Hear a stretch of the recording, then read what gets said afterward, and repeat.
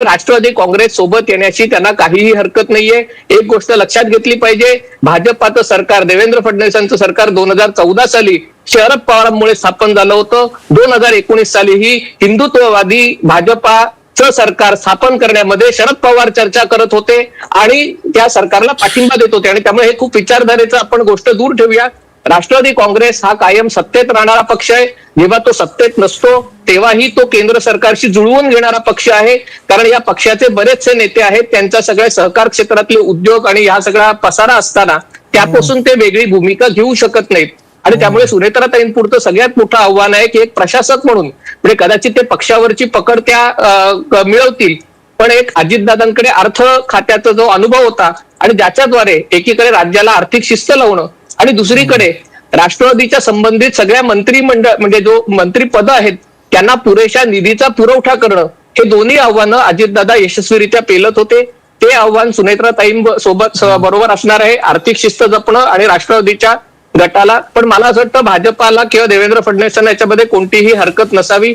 त्याच्यामुळे जर सरकारला स्थैर्य मिळत असेल तर त्याला काही हरकत नाही. जी चर्चा दोन राष्ट्रवादी काँग्रेसच्या एकत्रीकरणाची चालू होती त्याचा अर्थ असा होता की 12 फेब्रुवारी नंतर शरद पवार आणि त्यांचे सहकारी सत्तेमध्ये सहभागी होणार. असा अर्थ नव्हता की अजितदादा आणि त्यांचे सहकारी सत्तेच्या ताटावरनं उठून विरोधात जाऊन बसणार आणि पुढची 3-3.5 वर्ष विरोधी पक्षाचं राजकारण करणार. मला तरी असा अर्थ त्याच्यात अभिप्रेत नव्हता.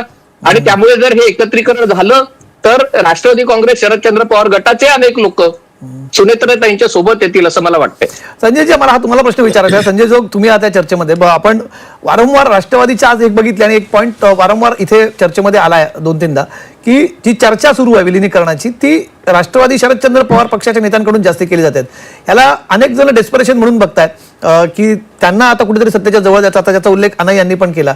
पण फारशी उत्सुकता, एक अमोल मिटकरींचं विधान सोडलं तर इकडून फार उत्सुक दिसत नाहीत. किंबहुना त्यांना एका सिग्नलची वाट आहे. ही विलिनीकरणाची चर्चा आता अनेक जणांनी, आज तर अनिल भाईदास पाटील म्हटले की ती अजित पवारांसोबतच विलीन झाली विलिनीकरणाची चर्चा. त्यामुळे आता ही चर्चेला पुढे काय भवितव्य त्याच्यात एक मोठं प्रश्नचिन्ह आहेच. पण तरी सुद्धा एक डेस्परेशन म्हणून बघितलं जाईल किंवा बघितलं जातं आजही शरदचंद्र पवार राष्ट्रवादीच्या त्या गटाकडनं. कमलेश, एक फक्त आणायचं एक थोडंसं फॅक्च्युअली आपण इनकरेक्ट करेक्ट करूया. माझ्याकडे अख्खा त्या युनायटेड राष्ट्रवादीचा इतिहास आहे. त्याच्यात कुठेही एकदा तारिक अनवर किंवा संगमा हे अध्यक्ष नाहीत. शरद पवारच जोपर्यंत राष्ट्रवादी फुटली तोपर्यंत होते. नंतर ऑफकोर्स डिव्हिजन झाल्यावर ऍज अ नॅशनल प्रेसिडेंट म्हणून अजित पवार आहेत. त्यामुळे फॅक्च्युअली करेक्ट असावं म्हणून फक्त एक करेक्शन त्यांनी जाऊन बघावं. रेफरन्स माझ्याकडे आहे. पुढे आपण बघूया. तुझा विषय मांडलास तो अत्यंत महत्वाचा आहे. विषय महत्वाचा असा आहे की मी हे गेले 2 दिवस लिहितोच आहे. म्हणजे नुसतं बोलत नाही, मी लिहितो सुद्धा आहे. त्या लिहिण्यामध्ये हेच दिलेलं आहे की डेस्परेशन हे शरद पवारांच्या पार्टीकडनं आहे. त्यांच्यातनं बोलणारे कोण आहेत? पहिले तर शशिकांत शिंदे. आज देशमुख घेतली कोणी आणखीन प्रेस कॉन्फरन्स? अनिल देशमुख. तिसरे बोलणारे कोण आहेत? राजेश टोपे. आता राजेश टोपे मागच्या इलेक्शन मध्ये हरले. अनिल देशमुखांचा मुलगा हरला. शशिकांत शिंदेची टर्म आता एप्रिलमध्ये संपते. तर त्यामुळे डेस्परेशन हेच आहे.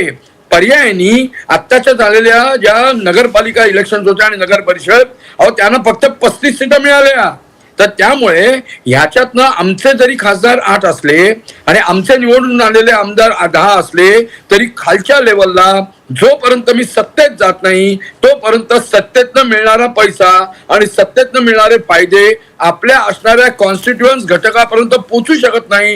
ही सल आहेच. तर त्यामुळे तू म्हणतोस तसं याची वारंवार जी चर्चा होते ती हीच आहे. माझी कालची बातमी हीच आहे की the silence is from Ajit Pawar led NCP while the vocal are from Sharad Pawar group. आता फक्त मेक अशी आहे की हे सर्व करत असताना जसं शरद पवार आज बोलून गेले की 12 तारखेला स्वतः अजित पवारच या संदर्भातली घोषणा करणार होते. पण आता मेन प्रश्न हाच राहिला ना की आता जे अजित पवार दुर्दैवाने अपघातात गेले तर ते खरोखरच काय बोलले होते? त्याच्यानंतरची येणारी आता ज्या इव्हॉल्विंग आता ज्या परिस्थिती आहे त्यामध्ये ही जी आहे याची तडीस नेण्यासाठी सुनेत्रा पवार अलोन केपेबल आहेत का? दुसरं, प्रफुल्ल पटेल आणि सुनील तटकरे हे ज्या पद्धतीने आता त्यांची बॉनहॉमी आहे बीजेपी बरोबर, तर ती बॉनहॉमी तोडून त्या व्यतिरिक्त काही निर्णय घेतील का? आणि चौथा मुद्दा, हे सर्व करत असताना सुद्धा ज्या राष्ट्रवादीमध्ये त्यांना विलीन व्हायचं आहे अशा ज्या अजित पवारांपेक्षा शरद पवारांच्या गटाला जे वाटतंय तर त्यांचं भवितव्यच मुळात काय आहे. कारण आता अजित पवारांची सीट सोडली तर 40, जेव्हा सुनेत्रा वहिनी निवडून येतील तेव्हा 41 त्यांचे असतील.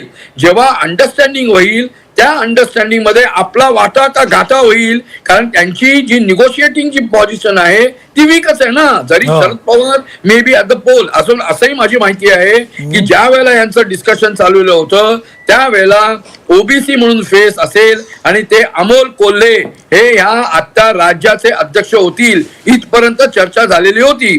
त्यानंतर जिथे हरलो आणि जिथे ते जिंकलेत यामध्ये कोण वीक आणि कोण निवडून येऊ शकतं इलेक्टिव्ह मेरिट मध्ये अशा पद्धतीने सुद्धा याच्यातली जी गटवारी झालेली होती. आणि तिसरा मुद्दा हे सर्व करत असताना मगाशी तू उल्लेख केलास आणि ओव्हरऑल जे आम्ही बोलतोय आज इतक्या आमदारांशी बोललो तर त्यांच्या म्हणण्यानुसार ही जरी अमोल मिटकरी म्हणत असतील की हे एकत्र यायला पाहिजे पण हु विल टेक द इनिशिएटिव्ह.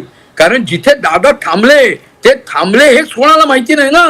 कुठे थांबले, शेवटचा निर्णय काय झाला, शेवटचं डिस्कशन काय झालं, त्याचा थोडासा उहापोहा जयंतराव पाटलांनी जे 2 व्हिडिओ रिलीज केले त्याच्यात केला की ऑलरेडी 10 मीटिंग झाल्या होत्या. त्यातल्या 4 मीटिंग तर माझ्या घरी जेवणावर झाल्या. त्याच्यात आम्ही संबंध कॉम्प्रिहेन्सिव्ह केली होती. त्याच्यात दादांनी मला असं सांगितलं की मी प्रफुल्ल पटेल, तटकरे, भुजबळ इतर सर्वांशी बोललेलो आहे आणि त्यांना I have taken on board.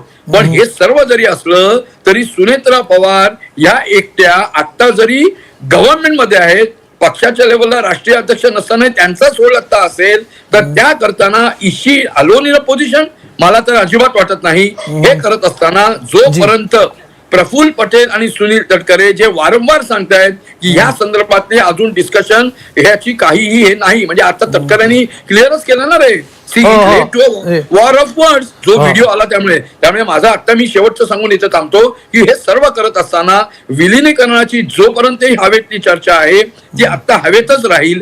जोपर्यंत स्वतः दोन्ही पक्षाकडनं एक फॉर्मेडेबल अशा प्रकारचा इनिशिएटिव्ह घेतला जात नाही तोपर्यंत मला असं वाटतं आपल्या लोकांना या संदर्भातलं आणखीन खनन करावं लागेल. आणि मुळात the onus now is on Sharad Pawar led की आता हे जर फॉरवर्ड म्हणजे म्हणतात ना motion needs to be in forward position ती जर करायची असेल तर खरोखरच त्यांच्याकडनं सुनेत्रा पवारांकडे हे आजचा जो पुढचा जो हात आहे तो दिला जाईल का आणि त्याला रिस्पॉन्स कसा मिळेल याकडे आपल्याला लक्ष द्यावं लागेल. आता टाळी कोणी द्यायची हा प्रश्न हेमंत देसाई सर की आता हा प्रश्न आता डेस्परेशन आहे हे कळतंय त्याच्यात म्हणजे आपण म्हणू शकतो ते त्यांना पटणार नाही कदाचित असं म्हटलेलं. पण आता यांच्यासाठी सुनील तटकरे, प्रफुल्ल पटेल मंडळींसाठी नथिंग टू लूज वाला प्रकार आहे. एकत्रीकरण केलं काय किंवा न केलं काय, उलट न करणं जास्ती फायद्याचं. कारण आता पक्षाची खरं तर सूत्र ही प्रफुल्ल पटेल तटकरेंकडे असतील. सुनेत्रा पवार जोपर्यंत पक्षात पूर्णपणे कमांड घेत नाही तोपर्यंत. नाही समजा असं धरू आपण की विलिनीकरण झालं तर मग जयंतराव पाटील, सुप्रियाताई सुळे यांच्याकडे बरेच नेते आहेत की जे म्हणजे चांगली पोझिशन कदाचित केंद्रामध्ये सुद्धा एखादं पद सुनेत्रा या सुप्रिया सुळेंना म्हणजे चर्चा होतीच तशी की त्यांना ऑफरच होती ना तशा प्रकारे.